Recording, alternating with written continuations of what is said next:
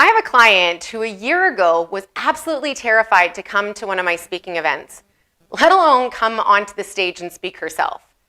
When I told her that she needed to get up onto that stage to share her message and to share her vision that she had for her business, because it is so cool, she backpedaled and told me that that was just not going to happen. Well, 1 year from that date, not that long ago, she stood on that stage and spoke to over 200 people and wowed the crowd. But the coolest part about that is, though, and this is what I personally love about the work, is that now she's hungry for more. A week after that event, she came to me and she goes, okay, what do I need to do to get on more stages? The thing is, every single entrepreneur experiences fear, and nothing worthwhile doesn't feel scary. 75% of the population is plagued by the fear of public speaking. They hold themselves back from sharing their message, from connecting to their audience, from growing their business in a way that is actually sustainable and generates massive results because they're afraid to be seen. It's not uncommon. It's actually one of the most common phobias still in this world. So I want to talk to you today about what are the 4 most common fears that come up when we think about public speaking and how you can begin to overcome them. Because the reality is that if you're in business, you're in the business of speaking. And it's not the question of whether you should speak to grow your business. It's the question of whether or not how you're currently speaking is growing your business or if it's stunting your growth. All right? So let's talk about these 4 fears that are so common in almost every single person. In fact, honestly, myself, I still feel fear every single time I'm about to speak. Every single time I'm about to jump onto that stage or stand in front of a screen to share a webinar or even do these videos. Fear comes up, the butterflies start rolling, and instead of letting that be what holds me back from taking action, I utilize it to propel me forward to chase my dreams. So I want to help you today do the exact same thing. So those 4 fears that are so common that come up, the first one is the fear of judgment. Okay? Every single one of us is afraid of being judged.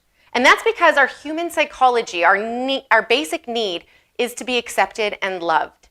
And so when we feel like we're being judged, we fear that we're going to be rejected, which means that we're not lovable. So we will actually do anything and everything to be accepted, which means we will do anything and everything to avoid what might bring us into a state of being judged. Now, how do you overcome that fear of judgment? Well, the first thing is your mindset, okay? I'm sure you guys have heard this. Every successful entrepreneur, every successful speaker, every successful individual in the world works on their mindset.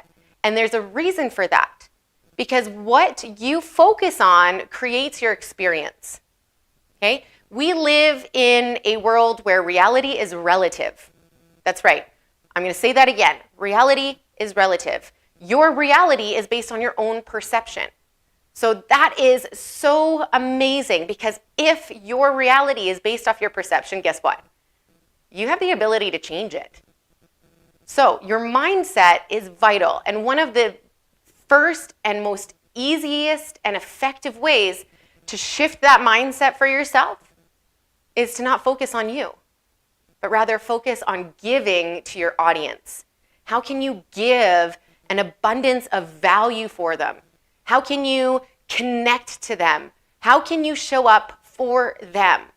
And the more you focus on being there and being of service, sharing your message from your heart, the less likely you're going to be tuned into that fear of judgment, because it's no longer about you. It's about you being there to serve, to provide value, and to connect to your audience in a way that moves them and allows them to gain clarity so that they can generate results. Right? Exactly. It's not about you. So that fear of judgment, when that starts coming up, I want you to take a nice deep breath in and let go of the need to look good and rather focus on being of value and giving to your audience. Okay? The second fear is the fear of performance. Okay? That fear of forgetting what it is that you're going to say. This is absolutely so common because often, and I'm sure if you've watched some of my other videos, I talk about this, one of the biggest downfalls that a lot of speakers make is they read their talk because they're afraid that they're going to forget what they say. And that's why it's so vital to have a system and a structure in place in your talk so that you don't have to remember word for word, verbatim, what it is that you're going to say. Instead, it's about the flow and the structure of your talk that's going to hold you so that if you forget or if you make a mistake, you're fine. You're being held by that system and that structure in your talk. The other thing that is so key about having a system and a structure in your talk is that it allows you to have those inspirational downloads. Okay? There's those moments where all of a sudden something new might come in. You might not know why. You might not know why it's coming in and why you need to share it. But when you have a system and a structure in place in your talk, it gives you room to listen to those intuitive guidances, to speak more freely from your heart and actually say the things that need to be said for that specific audience. This is how you customize your talk for every single stage that you hit. Because it's not about perfecting the talk. It's about having a system and a structure in it so that you can relax. You can go with the flow and the structure that you have in place. You can be authentic, you can make mistakes, and you can allow yourself to listen to those intuitive downloads and guide your audience in a true, authentic, and vulnerable way. The third fear is that fear of rejection. What if your audience rejects you? What if they don't like you? And again, that comes from that space and that thought that if we're not accepted, then we might die. But the truth is, you're not going to die on that stage, okay? Where that fear of rejection really comes in is feeling like you might make a mistake. You might say something that people don't agree with, or you might offend somebody. Yeah, you might. But here is something that I want you to write down, okay? There are 2 trigger points that you want to focus on hitting in your talk, in your content. And this is how you'll know that your content is deep enough. One is that, wow, how did that person get inside of my head? It's like they know me, okay? That's the one trigger point where they're leaning in, they're connected, they're like feeling like you are inside of their head, that you are somebody that they can trust and that will guide them. Okay, that's that first trigger point, and that's the one that most people go for. The second trigger point, which actually scares people so much that they avoid it, but it's absolutely essential, is you want to hit a trigger point where the people that aren't meant to work with you don't like you. Okay, and I'm going to say that again, that you want to have a trigger point where it hits people that aren't meant to work with you so that they know they don't like you. That means that you're doing your job as a speaker, because your job isn't to have everybody in that stadium or in that crowd or in that audience be like your biggest fan. No. Your job as a speaker is to help your audience make a decision, a clear decision of yes, I want to work with her, or no, she or he is not my person. Okay? So if you can bring that into your mindset as a speaker, that your job isn't to be liked, that your job isn't to be appreciated, that your job is to help your audience make a clear decision, all of a sudden that fear of rejection goes away.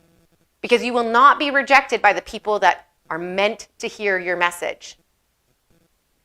Finally, the butterflies. Okay? These are just like the normal stage jitters that happen every single time you're about to hit the stage. Now, this is not uncommon. In fact, like I said, I get these all the time still before I hit the stage. One of the best ways to think about this is that when energy comes into your body, it's clean. What we think about the energy then makes it what it becomes. Okay? So what I mean by that is we have energy that we feel in our body. Now, that energy could be excitement or it could be fear. It's not one or the other until we decide it to be. So instead of deciding it to be fear, I want you to think about it being excitement. And then you want to move it through your body.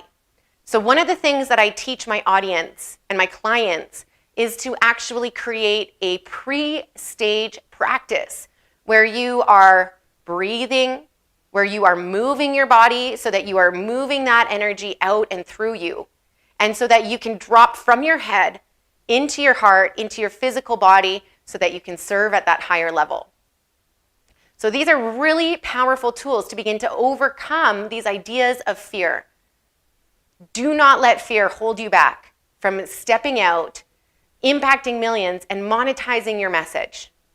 Now, if you haven't checked it out already, I shared a video of the 3 pieces of structure that you need to have in your talk to begin to monetize and become a well-paid speaker. Make sure you check that out, and I can't wait to see you in the next video.